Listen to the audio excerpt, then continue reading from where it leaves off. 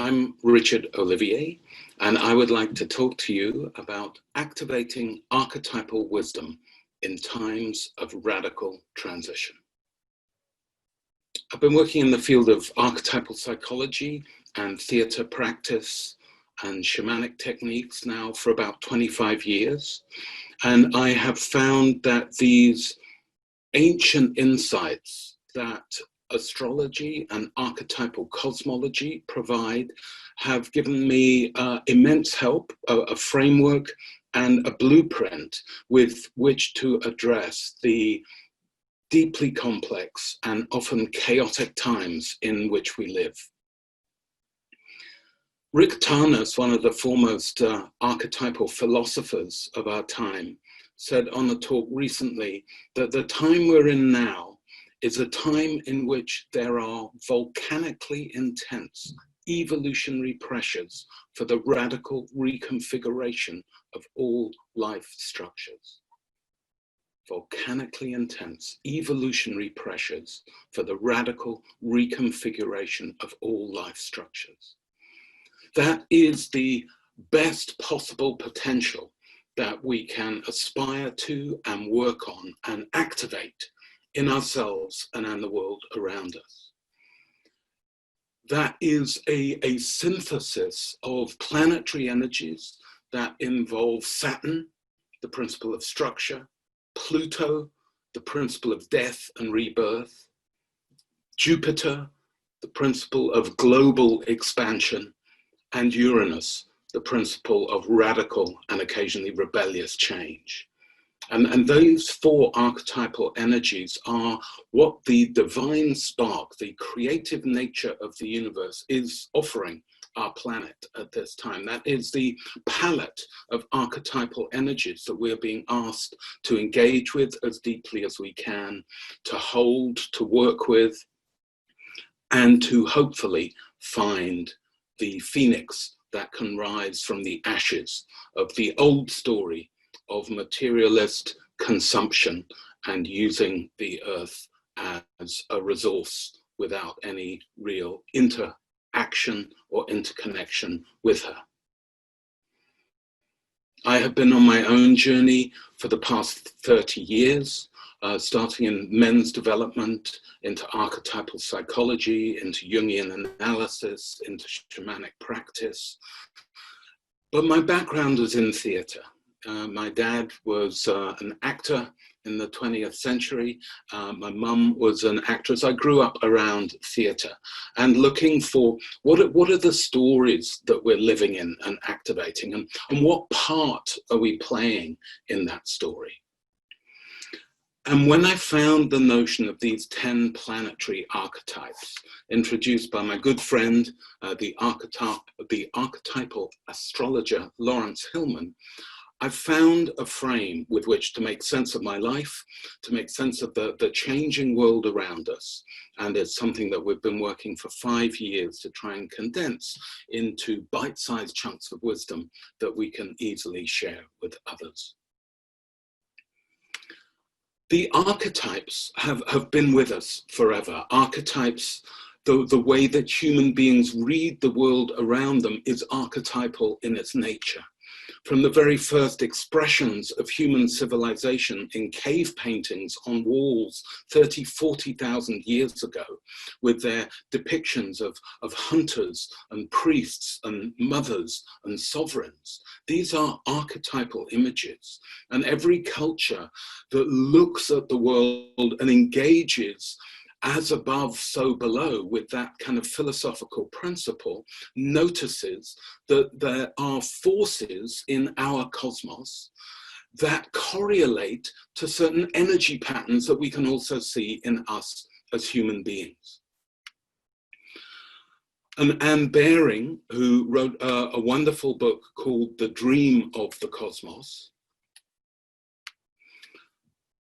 says, the profoundest experiences of human beings, their deepest feelings and emotions, were understood to be the expression of archetypal patterns present in the cosmos and named as specific gods and goddesses. Hence the warrior principle being related to Mars, the planet, the martial energy. Venus, the lover, being related to the loving energy and intimate energies and relationships with people. And there are the 10 planets all have these correlations. The anthropologist Levi Strauss said, mythological thought is not pre-scientific. It should be seen rather as an anticipation of the future state of science. So the archetypes that we work with are 10, based on the planets in the solar system, and are based on what we think of as 5 realms. The realm of order, how I, you, we organize things. The realm of relationship, how we manage and interact with people. Creativity, how do we initiate the new? Change, how do we manage transitions? And actions, how do we like to try and get things done? And we have figured out a way of ordering the 10 planets in our solar system through archetypal names in each of these 5 realms. In the realm of order, we have the sovereign in charge of vision and purpose. You know, why am I here? Where am I going? What is the purpose? Where's the meaning in this divine universe? And how do I access that? Whereas the strategist, related to the Saturnine principle, whereas the sovereign more to the solar principle, the strategist is in charge of structure and mastery. How am I framing the world? How am I structuring my life? What am I focusing on? In the place of relationship, the nurturer, the lunar principle, around care and empathy. Who do I develop? Who do I grow in my life? Where do I give my heartfelt energies? The lover, the Venusian principle, more about desire and beauty. What social interactions bring me alive? Where do I find beauty in my life? What do I yearn for? In creativity, the dreamer, the Neptunian principle, imagination and inspiration. How can we imagine out of everything that's possible, those little bits of the future that are calling to us? How do we listen to the whispers of the future? The storyteller, the mercurial principle, about communication and synthesis. If I'm beginning to see or feel or intuit the threads of a new future, a new story, how do I synthesize them? How do I create a compelling narrative that others might be able to wake up to as well? In the place of change, the renegade, about invention and disruption, the Uranian principle of radical shock, the lightning bolts that change the course of an industry or a civilization, apparently overnight, as we have all experienced this year with COVID. And the transformer, the Plutonian principle of mystery and regeneration, that endless process of life and death and rebirth that we are also probably going through right now on a collective level.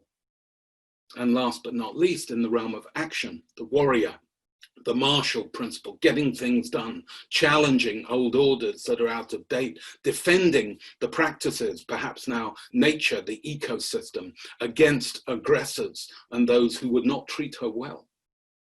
And last, the explorer, the Jupiterian principle of adventure and truth, expanding my horizons externally and internally.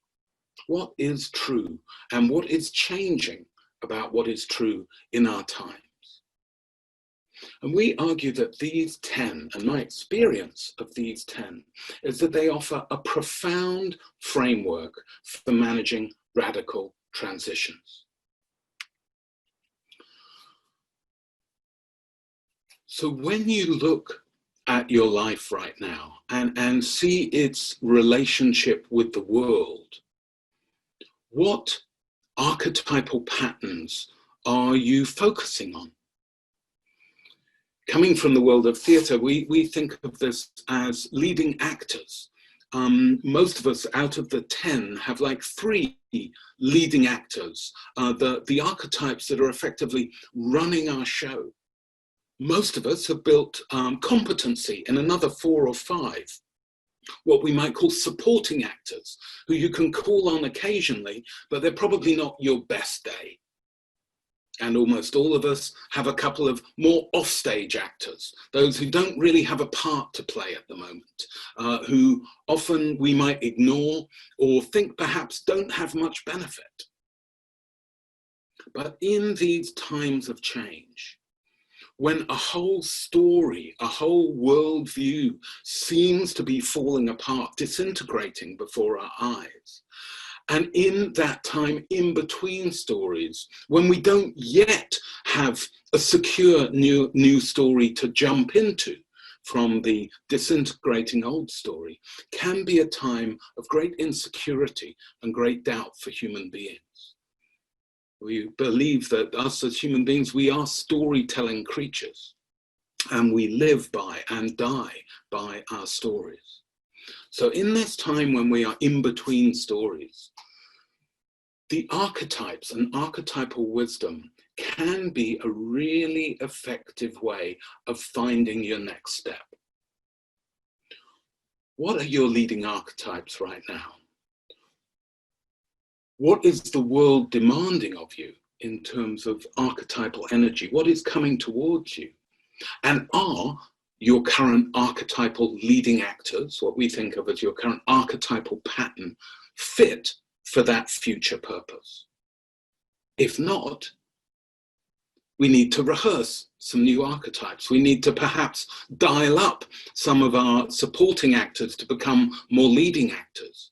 More radically, we might need to befriend and learn from a less favored archetype who we may have pushed to the edge of our inner stage for a while. I know for myself, as a transformer is my favored archetypal pattern. I embrace change generally, but the lover has been one of my more offstage characters in my working life. You know, I don't get really turned on by beautiful objects around me at work. You know, I want the change. But in this time, what I have learned is that if I don't really pay attention to the intimate relationships in my life, if I don't really learn how to access real relationship online, on Zoom, I'm not really engaging with the future that is calling to me. As a teacher, as someone in personal and leadership development, I love working with people. And for the last 6 months, I've been working with a little screen and finding out how to access my less favored archetypes in order to meet the future that is coming towards me has been immensely valuable for me. So what I have found is that these 10 paths, if you like, you can think of as 10 paths that lead to home. 10 different paths that can reconnect you to source. My personal preferences, dreamer, explorer, transformer, will be ways that will connect me to source through meditation practice in the dreamer, through reading philosophy with the explorer, through some shamanic practice and constellation coaching work that I both engage in and help others engage in for the transformer. Those have been my key ways, but all the archetypes have a way of reconnecting us to source. When we find the archetypal energies that are calling us to inhabit them more, and that can happen in a number of ways. It can literally be a dream. It can be literally an email that comes on, can you do this?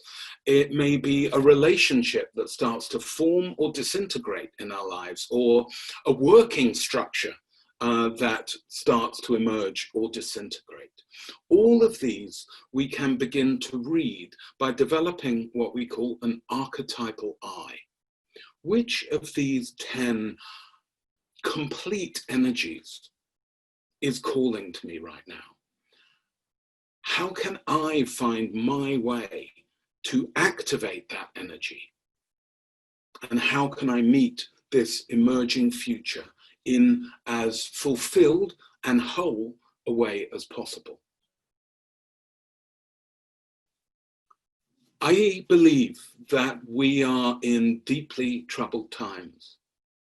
I believe that we are in the death and rebirth of the human story. And sadly, I don't believe that everyone will make it. But those of us who can hear the call first, those of us that can activate our deepest levels of resilience and help others, hold out a hand, build networks, build communities of support and practice through the difficult times ahead, will be those who are best enabling the new story of the future. I personally love Joanna Macy's phrase for it. We need to create a life-affirming culture. And anything that I can do with these archetypal tools in the time that I've got left on this planet, I will willingly give to that service and to that purpose.